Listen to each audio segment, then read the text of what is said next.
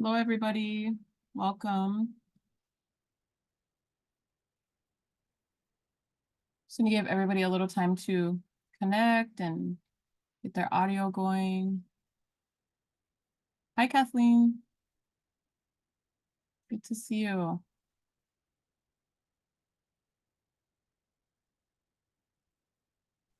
Are we making shawls today? We are going to talk about shawls and then give you the steps that you need to get your supplies and everything going. Yes, ma'am. Awesome. I wish we could just chill on here and make shawls all even all afternoon. That'd be awesome. I'm gonna share my screen.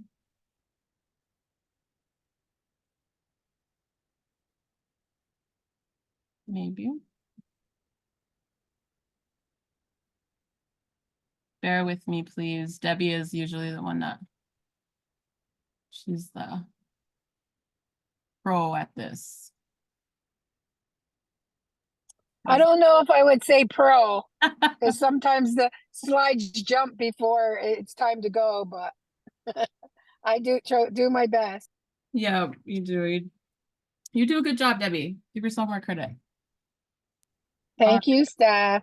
It's good to see everybody. We're going to be talking about the Solidarity Shawl Project today, and this is kind of connected to the supplies that me and Debbie and Becky were able to spend time. They came to my home, and it was really amazing. And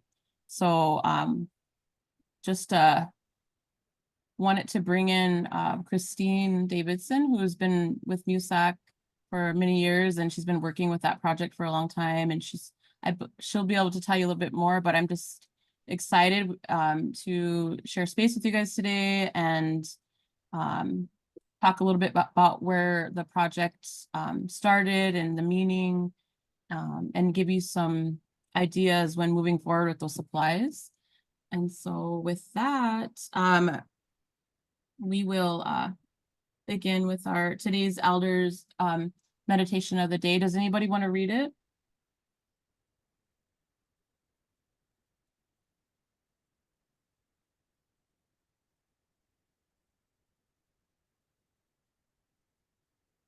If not, I can. Elders meditation of the day. We have an old saying, everything living must die, only the rocks and mountains are forever. And that's from Archie Fire Lame Deer Lakota. The creator designed all life to happen in a circle. For example, the cycle of life for the human being is baby, youth, adult, elder, then we die. The trees and the leaves happen in a circle. The leaves bud, then the leaves mature. Next, the leaves change color, and at last they fall off the tree to return to Mother Earth. The birds bear their young, raise their young, and then they die. The salmon are born, swim to the ocean, live their lives, swim back to the spawning grounds, then die. All aspects of life, of the life cycle, should be honored. Great Spirit, today, let me enjoy today. Thank you. I just wanted to start out with, something that grounds us and brings us together and something to think about. So that was today's actual MUSAC starts our mornings, and we've read this meditation this morning, and it's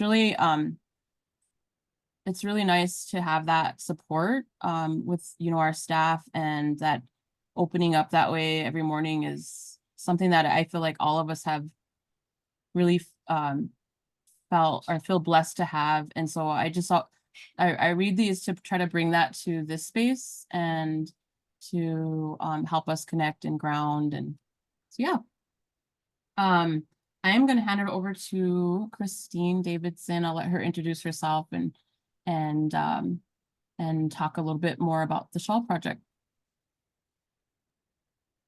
Alrighty. Bonjour, everybody. Here Hayashi Kendigo, Mukizin Todim, Kawa Babaganik, Tagishkanigan, Intunjipal. My English name is Christine. My real name is Kiwat Hayashi from Eagle Clan. I'm from the White Earth. I live here on the White Earth Reservation in northern Minnesota. So that's where I'm at in my geography in northern Minnesota. I don't know about y'all, but it's hot here. Is it hot where you're at? I live in Arizona. My gosh. Our hut is It's child. it was supposed to be 109 today. And Stephanie and Deborah want to come out here in July. They don't want to come out here in winter like sane people. They want to come out here in July. We might have to rethink that. Seriously, I don't know what you guys are thinking. Remember, we were trying for March, but now you want to come in July, one of the hottest months of the year. We almost hit a record heat. But it didn't make it. It was supposed to be, yesterday was going to be a record heat, but luckily it didn't make it there. That's so wild. That kind of heat. Don't be talking, anybody saying anything about it's hot over there. You need to come visit Arizona. Don't even know. We don't even know heat like that. That's for sure. That's right. Well, where's everybody else at geography wise? Where are we all at geography wise? Idaho. This is I'm Pam. with you, Christine, in Minnesota, this is Andrea. Yay. Pam DePriest from Spokane, Washington. Oh, Massachusetts, Oklahoma, New Mexico, Oregon, Idaho. Shannon also in Arizona. Shannon's like, don't be talking about no heat. Y'all don't know what heat is. That's what we say. She's northern Arizona. She's a little bit cooler. That's what we say up here around the winter. Minnesota winters, people don't know cold until they come up this way. That's so. right. That's Ah, right. Andrea, Ujo Andrea, she's up in my neck of the woods. Well, Stephanie and Deb invited me to come in to talk a little bit about like the birth of the Shawl project for us. And I think the only reason to kind of talk about the birth of the Shawl project is to honor those ancestors and those grandmas who made made the vision come to life. Some of the original women who were a part of those conversations have passed on now. And so I think it's really important to remember that kind of that reading that we opened up with, there's a cycle of birth and living and passing on and then sharing their legacy has been left with us. Burl Rock is one of the women who passed away, who was a part of those original conversations back in 2005, 2006, 2007. And she left us quite a few years ago. But what happened is so we are a sexual assault coalition and we focus primarily on sexual assault, but a lot of our people do dual. They do domestic violence and sexual assault. And like there's a lot of intersections and crossover with our work. And so what we would gather across the state in different places, different communities, and the members would talk about, what's important to them. What do we see the direction for MUSAC, which is Minnesota Indian Women Sexual Assault Coalition? What's the direction that we want to take our organization? Where do we want to take our work? And something that kept coming up is, is there something that we could do that like we could show up in spaces and be really visible, right? And so they were having lots of conversations about that. What does it look like for us to show up in spaces? Like get on a bus and just get off the bus and be present in spaces. And then that kind of like, you know how it is when you have conversations and then somebody says, oh, well, what about this? And what about that? And ideas just come to life that way. And that's what those women were talking about. And there's a bunch of different ideas, posters, getting on a bus and showing up. And then somebody mentioned, like, what about something colorful? Like we all wear the same t-shirts or something like that. And so then we kept talking and kept talking. And it took probably a good 2 years before somebody said, really, we got to get this happening. We got to make this happen. And then then we started saying, well, what do we want? And then it landed on having a shawl. So then the conversation was like, well, what color shawl? You know, who's going to make the shawls, right? So then that kind of became like a real collective process about, you know, and we ended up exchanging a bunch of emails. We would bring it up at our meetings, because if you think about it, there's a million different color shawls that we could have, right? And then there's a million different color fringe that we could have. So we just had to agree, and some people wanted certain colors, and you know, the reality is some people got a little bit hurt feelings sometimes if we didn't choose the right color or the color that they thought, right? So there is a real human component to the way that we kind of organized it and how it came to life, right? And it kind of just, after having many conversations, we agreed that that red kind of symbolizes like who we are as Native people.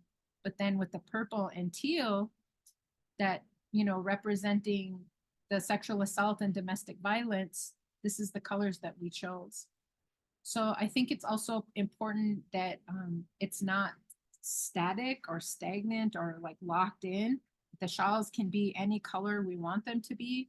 The colors can represent anything we want them to represent. You know, there's been some shawls created for missing and murdered, for those being used in being trafficked, being used in prostitution, right? Like there's it's evolved over the years, right?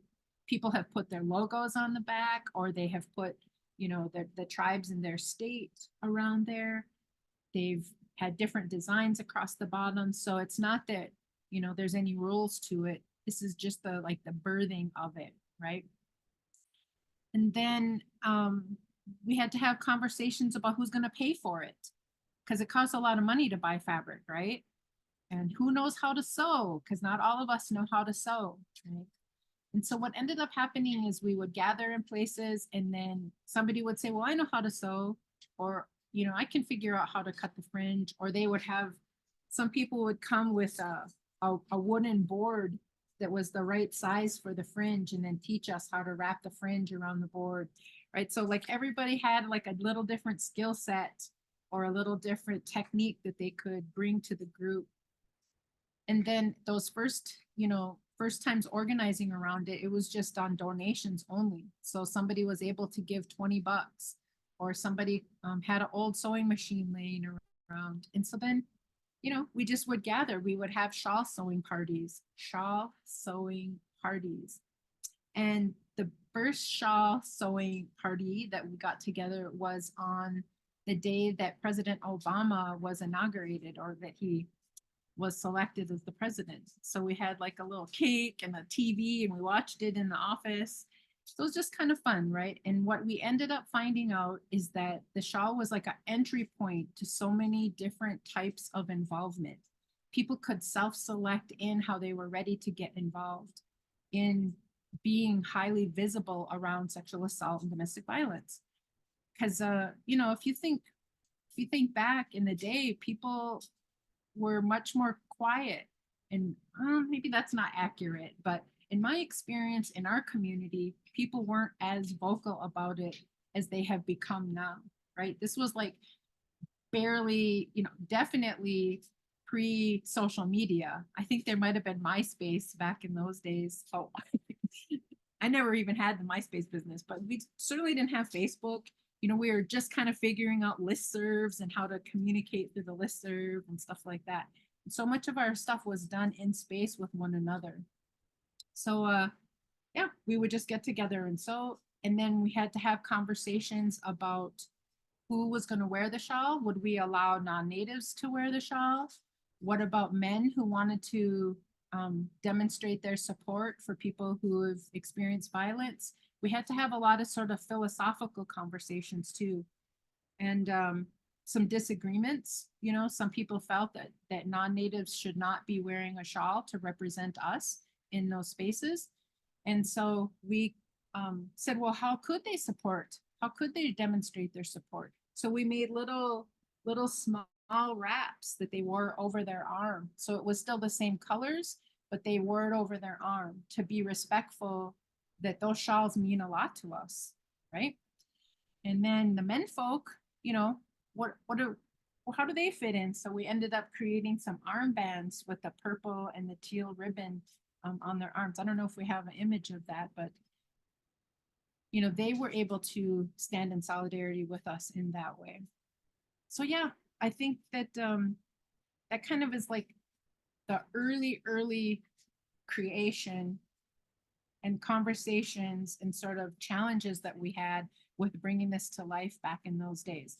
I don't know if you want to add any more, Stephanie, or if anybody has any comments or questions.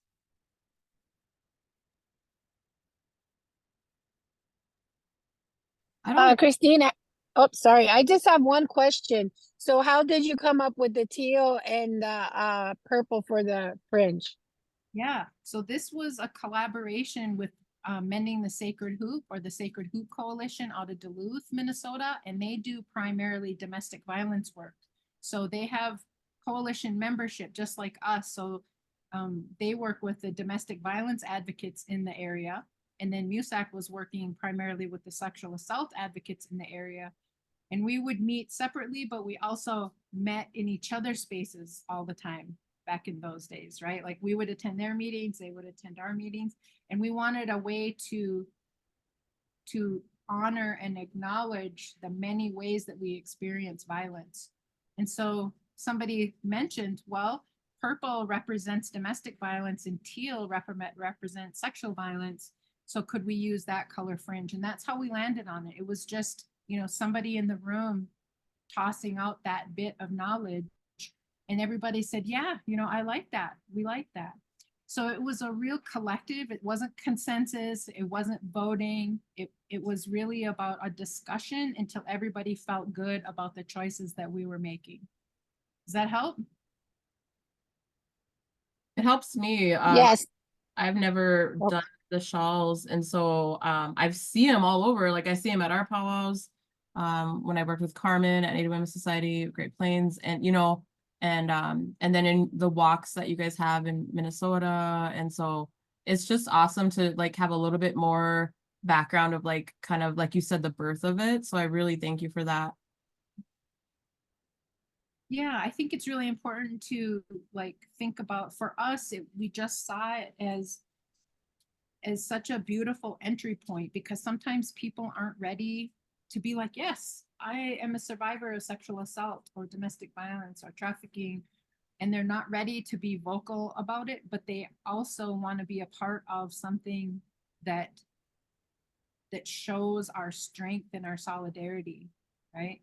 And Mhm. so maybe they didn't want to wear a shawl at the event or at the powwow at that time, but maybe they had a sewing machine that they were willing to donate, or maybe they had $20 to give to be able to buy some fabric.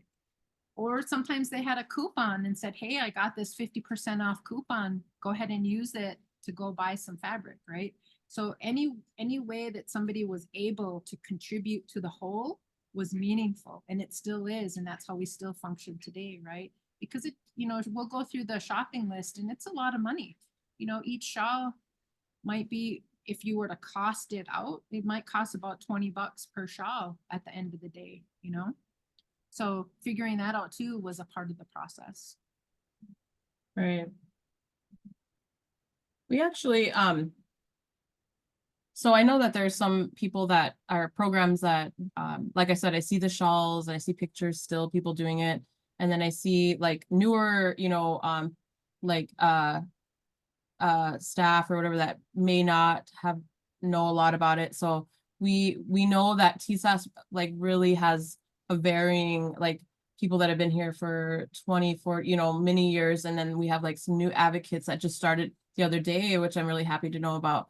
And so I'm just like, this is like our space right here to kind of tell you a little bit about where it comes from, but also so that if it's something that your program wants to do, it would be a great like outreach and awareness. And we're trying to connect, you know, like OVW always wants us to like, how does this connect to TSAS, you know, when we do our presentations? And so this slide is really just talking about the outreach and awareness piece of the shawls. Can you talk a little bit more about like where you've seen that done or participated in? the powwows and Yeah, so the when we first got, I think we had 12. We were able to get 12 done, and it happened to be by the time we had them done, it was ready for Action Day at the Capitol. So there had been in St. Paul, that's their state capital, and then when legislation is in session, when they're talking about how to allocate funds to fund our programs, at that level, there is, that money comes to our programs, and if there's not enough, we can't do our jobs right within our programs. And so making sure that we're showing up in those spaces and being visible and standing in solidarity with one another is really important. And years prior, we had all worn the same color t-shirts. I remember before I even worked at MUSAC, might have been 2005 or 6 or something, Nicole, our executive director, had ordered coats for everybody. So people were standing in their long teal coats with our logo on the back, right? And it was beautiful and powerful. And so I think that's why the imagery is so powerful when we all get up there on the stage with a survivor who is speaking to our senators and our House of Representatives.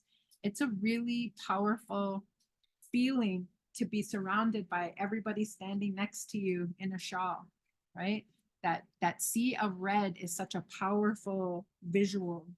And it's saying that we're still here. We're not dead. You didn't kill us off. We're still fighting for the resources that we need to serve our people in our own communities.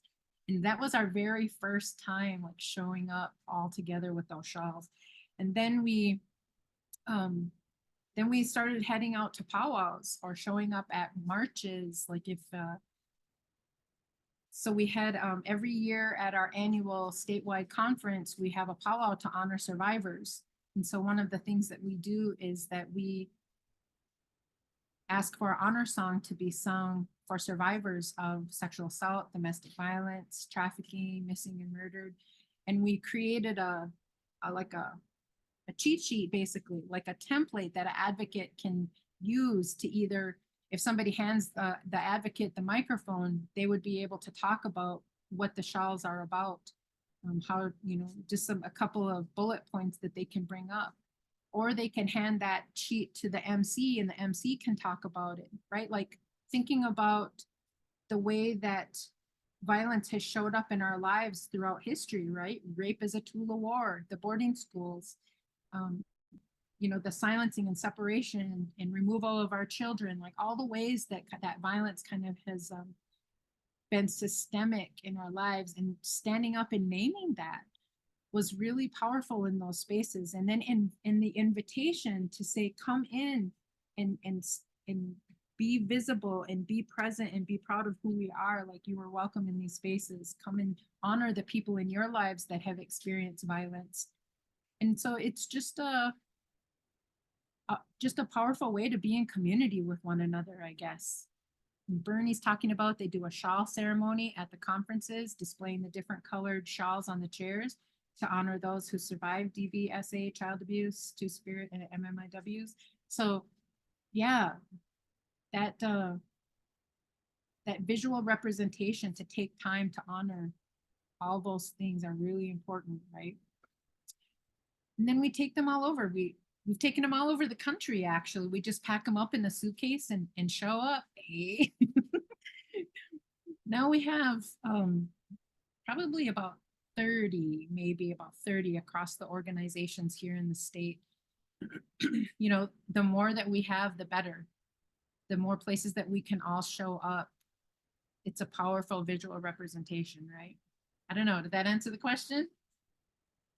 yes, it's inspiring, it's good to know like how it started and the meaning and like how we can use that as in a good way, for our communities. And so thank you so much.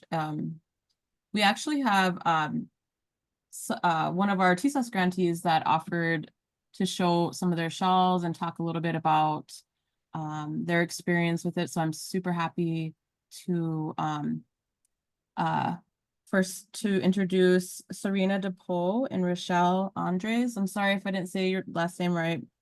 But they're from the Confederate Tribes of Siletz, and they are willing, and I'm just so appreciative of showing their shawls and kind of talk a little bit about their experience with it.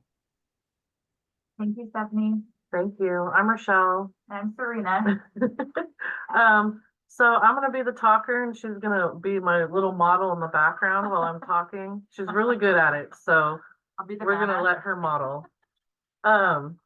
So basically, for our tribe, it was 2017 when we started doing the red shawls. And what we started with was actually starting with our clients coming in and doing, talking about sexual assault and what it looks like, and talking about what basically took it off the website and told them exactly what you guys just, whoa, something flashed. That was weird. Talked about, what it was. And what basically, I don't want to say it all over again because you already explained what the red means. So the red shawl and the fringe.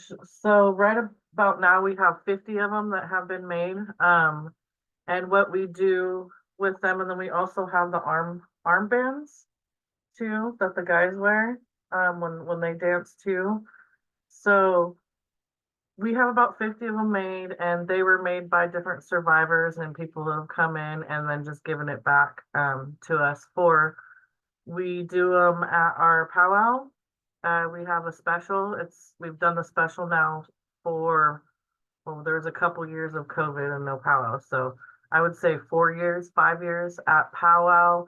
We have a special, that's the Red Shawl special. So we give away the ones we have. Some people have their own. And we do a special for it and an honor song. And also at our restoration powwows too. So both powwows we do that. So this last powwow in August, we added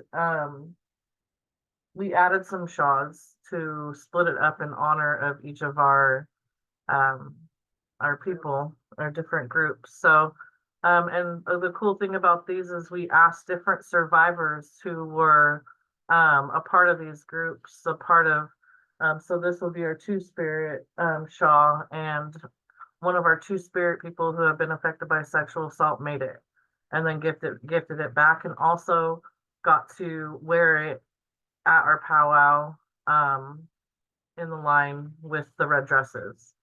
And then we have the MMIP shawl.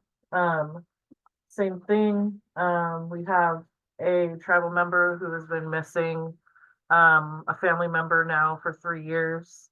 So she went ahead and did the MMIP shawl. She actually chose not to walk with it. So we asked another person who also has a family member still missing to wear it in honor of those families. Yeah, it's not showing the color. Does the color look kind of dull? I'm yellow. It's like once there's a background, it changes it to a dark red, and then Yeah, I think like, whoa, what is going on? Okay, hold on. Maybe none. Is it still flashing me? No. Is that better? It's flashing when I get close. Oh my goodness. Okay. Oh well, we're gonna go with it. Looks like there's cops in the background. So this is our Every Child Matters. One of our youth who has been through some severe child abuse made this shawl, and she wore it in honor of all of our, well, Every Child Matters and our child abuse people's indigenous people. Black and white. It's orange, black, and white, and she wanted to put that design on it. And then this one was made by one of our tribal members who has a sister who is actively in human trafficking still at this time, and hasn't been able to get out. So she made this shawl and also wore it. And so this was the first year that we brought the rest of these shawls out. It normally was just the red shawls. And so then this one represents our elders and the 4 directions. So we asked one of our different people to wear that for us that we felt were elders who were people of medicine in our community. So, and then yeah, we have quite a few of them, but we have two more. And then we also have our sexual assault one, and one of our staff members who was also sexually assaulted as a child went ahead and made this one for us, and also got to wear it as well. And then our last one, she did an amazing job and outdid the rest of us because she's obviously somebody who makes regalia. So, but she did our DV one, and she put strong, survivor, worthy, and loved on there. I know it's hard to see it, but she sewed that on there, and so that's our DV one. And then at the end of the honor song, and the little birdie, little bluebird. And then at the end of the honor song, we were able to hang them up, so that people could dance around them. I did ask people if they wanted to offer medicine to each of the survivors in those different places.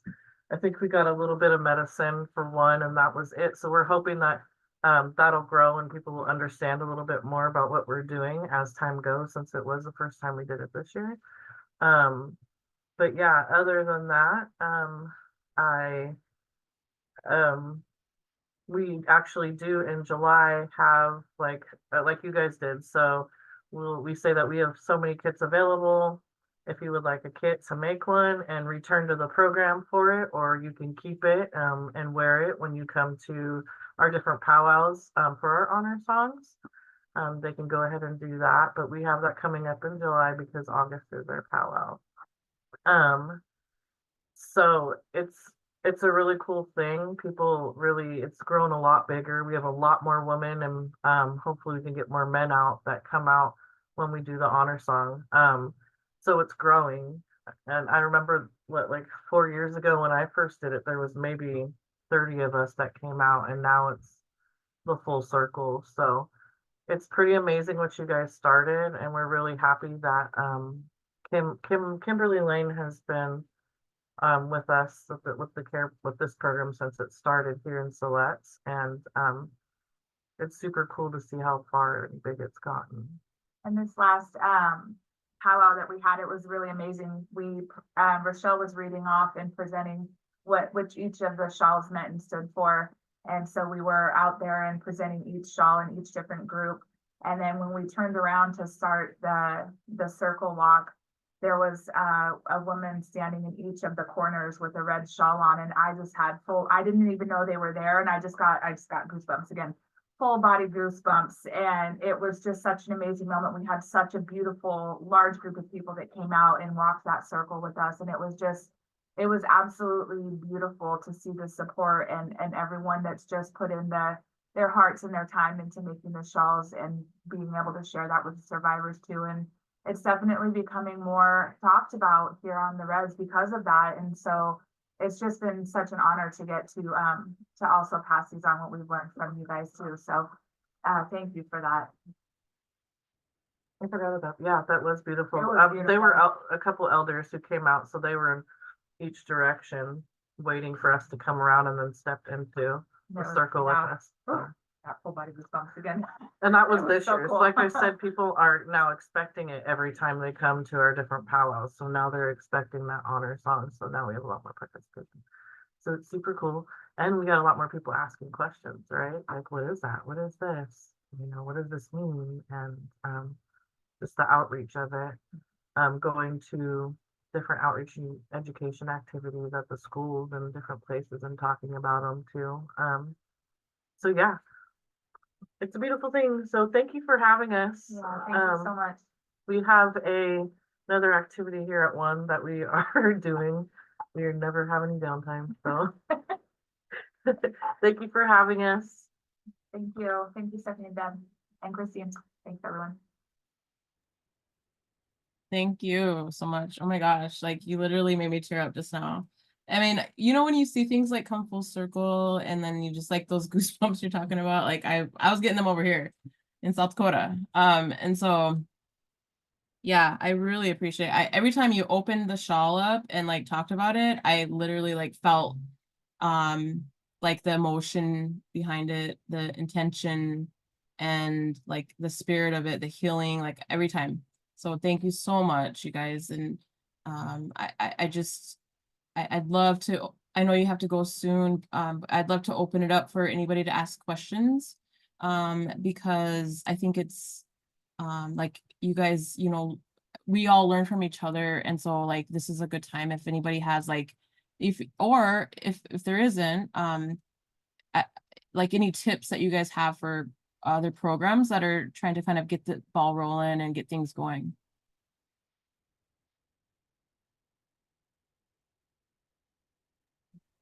I think one of the hardest things for us was how do we ask the people who we know have been affected only because it's a small community, right?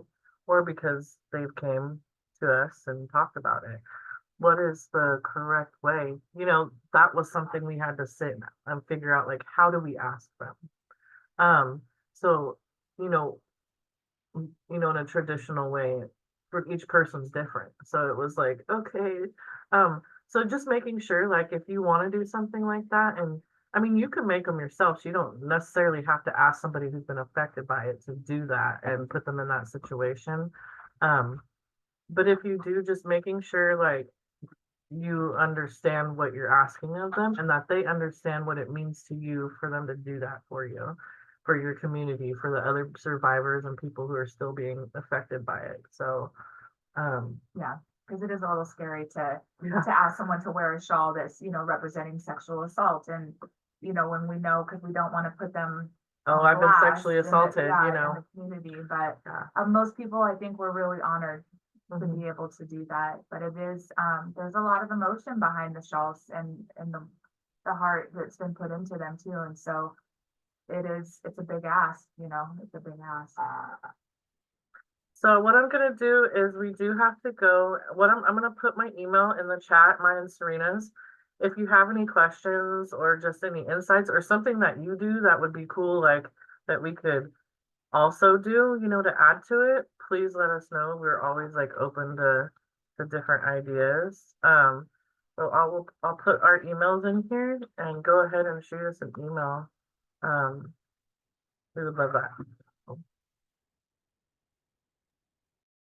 Thank you so much. Have a good meeting and thank you so much, you guys, for everything. We really appreciate your time here. And yeah, we'll keep in touch with you. Thank you. Thank you so Awesome. much. Bye, guys. Bye. It's Thursday, but yeah, have a good weekend. There's a couple things, this is Christine, there's a couple things that I would add also, that we learned along the way is, some of it is around like the process or the logistics of it, right? So if you're going out into community, like she was mentioning, or Shawl was mentioning about, it can be a little, you're unsure how to ask in a crowd, like who wants to step up and represent. But we found that a couple of different ways. It depends on the environment. Like if you go to a powwow, you can have the MC announce, if anybody's interested in wearing the shawl coming into the arena, you can just meet back behind the, wherever grand entry is coming in, or at a specific, meet by the MC stand. Like then people can self-select in if they want to go and participate in that. But if it's at an event, sometimes what we'll do is we'll just have the shawls over our arm and we'll just hold it up. And then people who are interested in wearing a shawl are watching you and they'll come up and gladly get the shawl from you. So I think it's just one of those things that is like a beautiful, gentle invitation, like an entry point into whether they're ready or not, right? And you know how it is. Like if you don't want to participate, you look away, right? Like you just will not. You'll be like, do. So like people self-select in when they're ready. And then the other thing I wanted to make sure to mention too is that we had a lot of discussion around, particularly if we're going to have somebody like a drum sing an honor song at the powwow, or if somebody's going to do the speaking or a prayer or something, we have decided to be very intentional to who we ask to sing those songs. And, you know, being really, and it's a really uncomfortable thing, but to say, you know, we're committed to nonviolence. And if there's somebody on this drum who has committed acts of violence, you know, we ask that they not be a part of this. And I don't know how it does, it's not worded like that, but it's worded naturally to the person who is asking. When they're, for us in this region, we pass tobacco and a gift to ask somebody for help like that. That's our protocol up in this neck of the woods. So before we'll pass tobacco and a gift, we'll ask that question, you know, and reiterate our commitment to nonviolence. And so, you know, it's been complicated. We've had a couple complications around it. We actually asked for somebody to sing an honor song and they only sang 2 push-ups and they just stopped the song in the middle, stopped singing in the middle of the song, right? And we're just standing there like, so, you know, it depends on the community readiness too, whether you're going to bring this out into space. But it's all a part of the growth, right? It's a commitment to keep showing up and making it available for the community to participate. And it's changed, you know, that same community where they stopped after 2 push-ups into that song, they didn't even name their sexual assault advocate a sexual assault advocate. They were only allowed to call them family advocates or something like that. But the next year they hired for sexual assault advocates and domestic violence advocates, right? So not that we taught them that or anything, but that helped us understand that some communities have more readiness than others to be talking openly about this stuff. And so those are just some of the things that we learned along the way. Getting the shawls back, you all have to make a decision whether, you know, Rochelle and Serena were talking about that the people can keep the shawls at for their own and just show up at events, or you can have a process in place where you ask for the shawls back to keep them all in one location. So it just depends on how you all want to do it, you know, because we learned the hard way that sometimes when you hand the shawls out, they don't bring them back. And then you just lost. That's how we got down to 30 shawls, is that people thought we were giving them away, which there's nothing wrong with that. We just weren't prepared for that. So we just learned a few lessons along the way that I wanted to share. So then we had a conversation, well, should they leave their driver's license with you in order to get the shawl? And we're like, no, absolutely not. We're not like, you know, this isn't colonial policing here. This is a community invitation. So whatever works for you in your community, in your environment, you know, we encourage you to put something in place and have those conversations about what you believe and how you want it to go down, because otherwise, you know, you get some surprises. And then one final thing I'll add too is showing up for court. Like if a victim is showing up in the courtroom, there's nothing more powerful than having a sea of people in shawls in those seats behind, you know, and that perpetrator is in that room seeing that sea of support for this person, and it's very powerful. So yeah, that's what I'll say. Yeah. Wow. That's amazing. Yeah, I mean, can you imagine having that, like, just backup and support in such a hard time? That's beautiful. Thank you, because that's kind of what I was trying to get at was, you know, like, you guys have been doing this, and MUSAC has been doing this and for a long time, so I know that there was things like that. I remember when I worked with Carmen, we were like, where's the shawls? Where's afterwards, after, you know, we're like tracking down shawls, and you know, and so I think definitely setting up a system is great advice. And so I'd like to open it up for anybody else that might be in that is currently participating. And then also any pointers that anybody has experienced, either with supplies, with, you know, more along the lines that Christine was talking about. First of all, has anybody in here currently or have in the past worked with the Shawl project?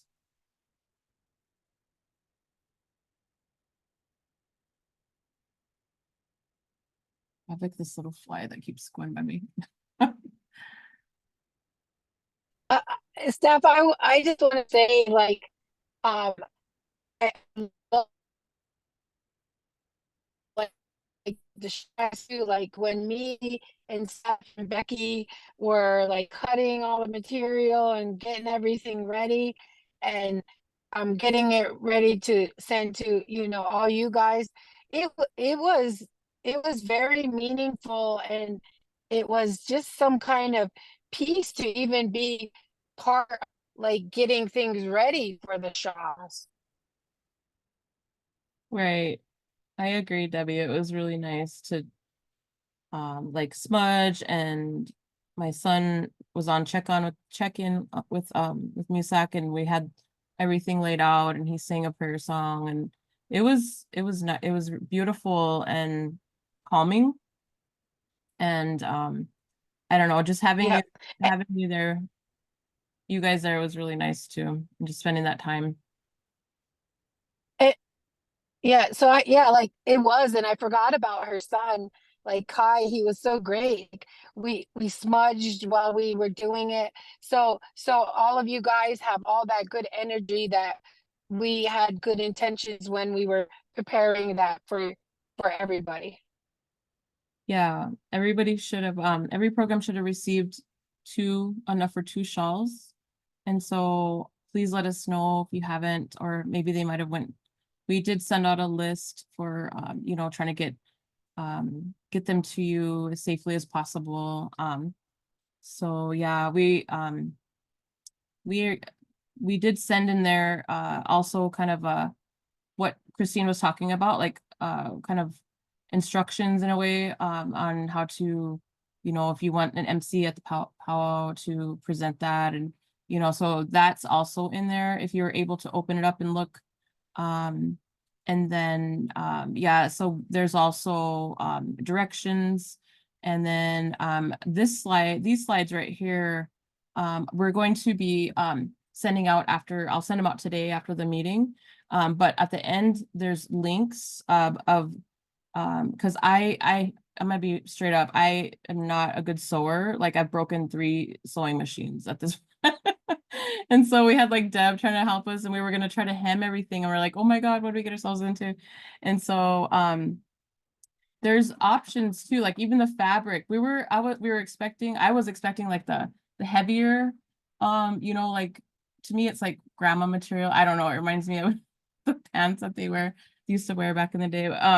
But so there's options, right? When you order this, there's like I think the gabardine is the one that is like that heavier one, and I wish we would have, but so, and then there's also people that put their their program logos on there, their tribal logo, or flag. And so, yeah, all of those little details are either in that printout that's in the materials, or like I said, we have these resource links.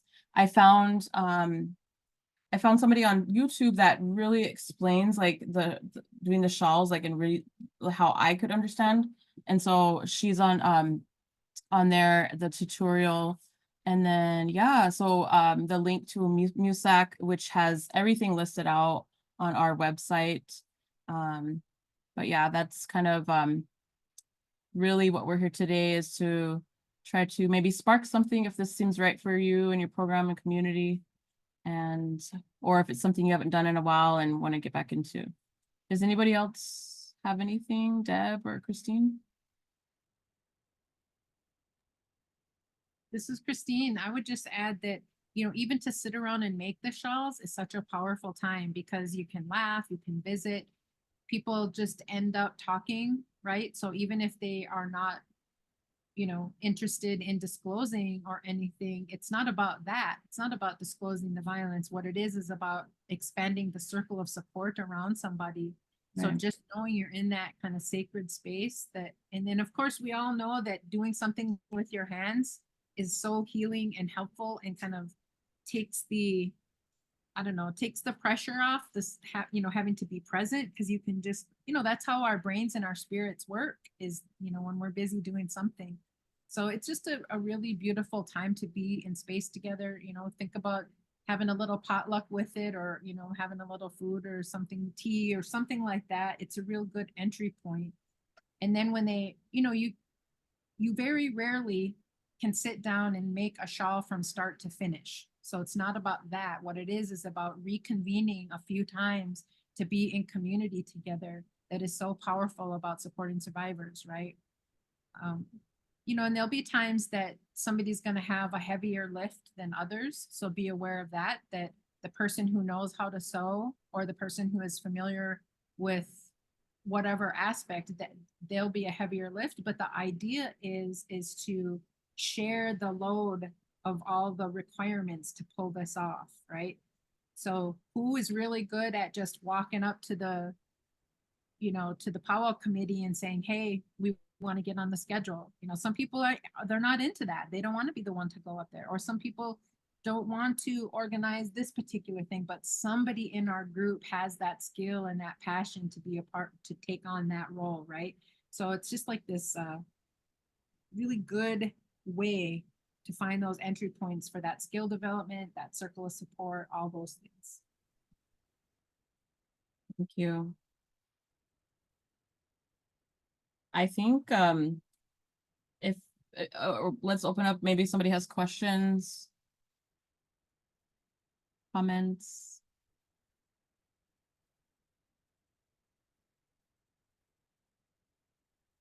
If not, we wanted to give just a couple, Christine, do you want to, the 40-hour, I don't think I know too much about it, but is that still open to, we have just a few updates before we close. Right now, the 40-hour is in person. It's going to be in July in Bemidji, Minnesota.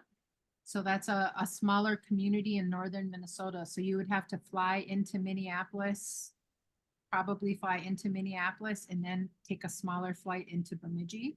So if you're coming from way far, you know, it's a commitment. There'll be a virtual one likely in November that, you know, you just be able to do from home, log in. But that's also a little bit, it's not for 1 week straight. The in-person one is 1 week straight, but then the virtual one is like Tuesdays and Thursdays throughout the month or something like that. And that'll be in November.